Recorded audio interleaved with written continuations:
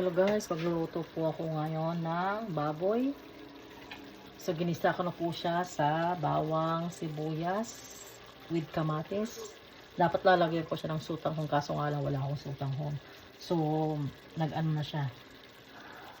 Ayan o, parang nagmamantika na siya. So lalagyan ko na ng tubig. Kunti lang nilalagyan ko ng tubig guys. Tingnan natin. Kunti lang. Ayan lang.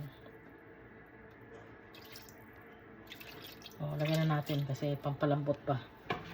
Ayan. So, lalagyan. Tapos, ang seasoning niya is, yun, alam niyo na ang patis. Isang sandok na patis, saka paminta.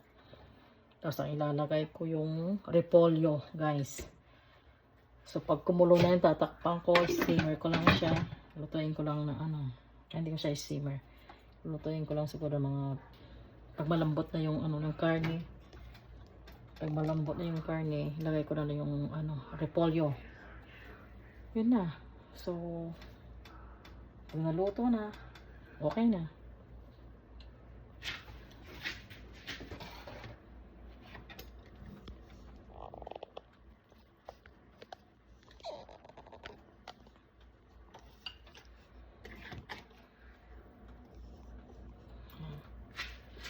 Tikman natin guys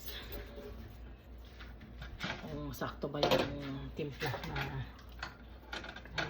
yung sabaw niya.